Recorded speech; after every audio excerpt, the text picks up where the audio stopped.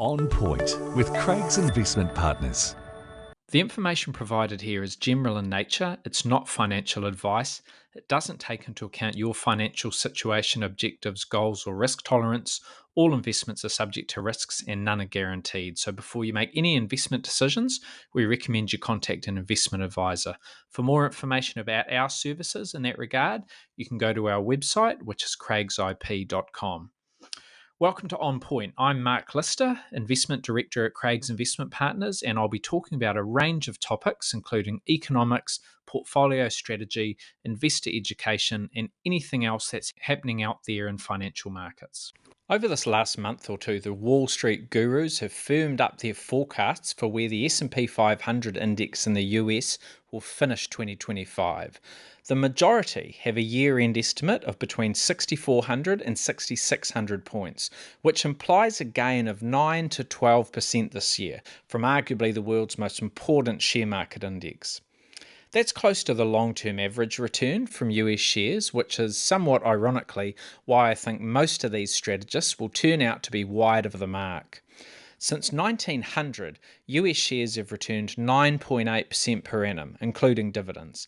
That means an investor has, on average, doubled their money every 7.4 years. That's not bad at all. It's definitely a recipe for wealth generation and an excellent way to ensure that your capital grows more than inflation. US inflation, by the way, has been just below 3% per annum over that entire period. However, the market rarely delivers an annual return anywhere near that long-term average. It's usually some way above that or below that, and thankfully the former occurs much more than the latter. Let me dig into the data and show you what I mean. We know that the average return since 1900 is almost bang on 10% per annum, so we can probably take a couple of percent either side of that, and a good proportion of the 125 years since then will have fallen into that return zone, right? Actually, not so much. In all of those 125 years, there were just 4 when the return was between 8 and 12%, despite the average over that entire period being very close to 10. Just think about that. 125 years, just 4 times between 8 and 12%. Every other year has been outside of that range, and in many cases by quite a wide margin. There have been 32 years when the market was down, including 7 examples of it being down 10% or more, and 8 where it was down 20% or more. Predictably, the worst 2 years of all were 1931, US shares fell 39.3% that year, and 2008, when the market slumped 37% during the GFC. Pleasingly, the down periods are usually fleeting. Since 1900, there have been just 3 occasions where investors had to stomach 2 negative years in a row, so quite rare. And there have been just 2 times when we've seen 3 consecutive down years, so even rarer. Those came in the Great Depression almost 100 years ago, and then after the dot-com bubble burst in the very early 2000s, a little over 2 decades ago. It's certainly not all bad though, far from it. Remember that the market goes up most of the time. 93 of those years have been positive, 93 out of 125.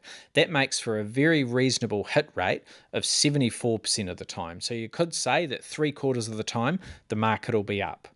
We've also seen 47 years where US shares rose more than 20%, including last year and the one before that. That's more than 1/3 of the time. So since 1900, 125 years ago, more than 1/3 of the time, the US market has risen 20% or more in a calendar year. That's amazing. Of those 47 years, there were 16 where the gains were even bigger, more than 30%, and 4 where the market rallied more than 40%. So here's the thing. While the average share market return has been about 10% over the long term, the gain in any given year is very rarely anywhere close to that average. There's huge variance from one year to the next. So when you hear people like me talk about the very attractive returns you'll get from shares over the long term, we're not exaggerating at all. It's just that these returns don't come in a consistent manner.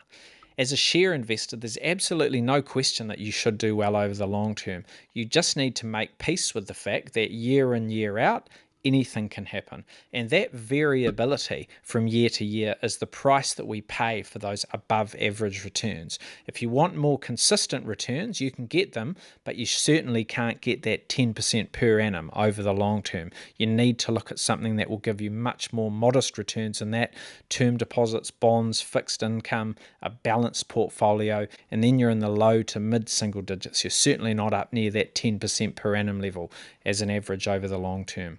The share market goes up in 3 out of every 4 years, and it's 6 times more likely to experience a 20% rise. That's happened on 47 occasions, remember, since 1900. 6 times more likely to experience a 20% rise than a 20% decline. We've seen that just 8 times. Just 8 years since the year 1900 have we seen a 20% plus fall.